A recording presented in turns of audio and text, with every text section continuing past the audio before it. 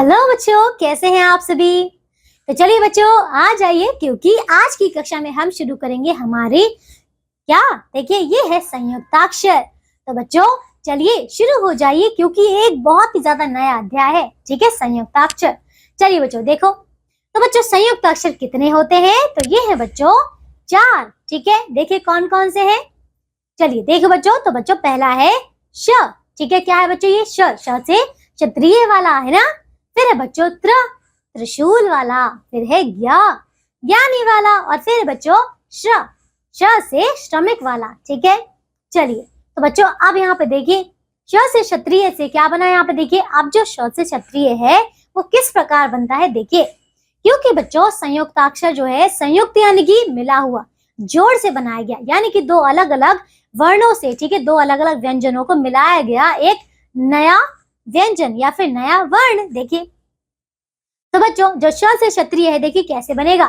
क जमा श से ये बनेगा श। ठीक है, तो ये बनेगा श से क्षत्रिय। ठीक है, चलिए अब देखिए अगला चित्र बच्चों।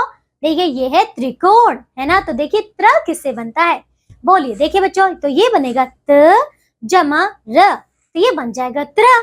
ठीक है, चलिए अब देखिए बच्चों अगला, तो ये है बच्चों यज्ञ। यहाँ पे क्या हो रहा है? यज्ञ।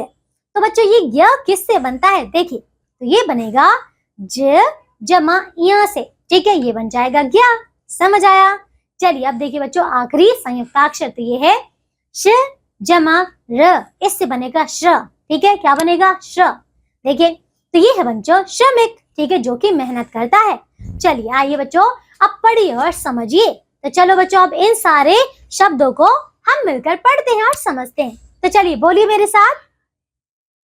क्षमा, रक्षक, मित्र, चित्र, ज्ञानी, ज्ञान, मिश्र, श्रम। तो बच्चों समझ आ गया, ये थे हमारे संयुक्त अक्षरों से बने हुए शब्द।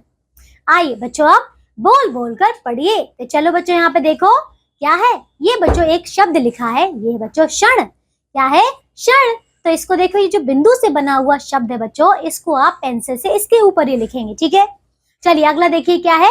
ये है बच्चों त्रिशूल। क्या है? त्रिशूल। फिर है आज्ञा। फिर है बच्चों श्रेष्ठ। ठीक है, तो इन सारे शब्दों को ये जो बिंदु बिंदु है इनके ऊपर ही आप पेंसिल से बहुत ही साफ साफ एकदम सही सही लिखेंगे। ठीक है, तो बच्चों हमारा ये अध्याय पूरा हो चुका है। अब इसके आगे आपको दिए गए हैं अभ्यास के प्रश्नोत्तर, जिनको आप बहुत ही अच्छी तरीके से पूर्ण करेंगे। ठीक है बच्चों, मैं आशा करती हूँ कि आपने इन सारे चारों संयुक्त अक्षरों को अच्छे से पढ़ा होगा और ये किससे बनते हैं ये भी सीखा होगा, है ना। तो चलिए आज की कक्षा में सिर्फ और सिर्फ इतना ही। अब हम मिलेंगे एक नई कक्षा में, तब तक के लिए आप सब अपना ध्यान रखिए और स्वस्थ रहिए। बाय बच्चों।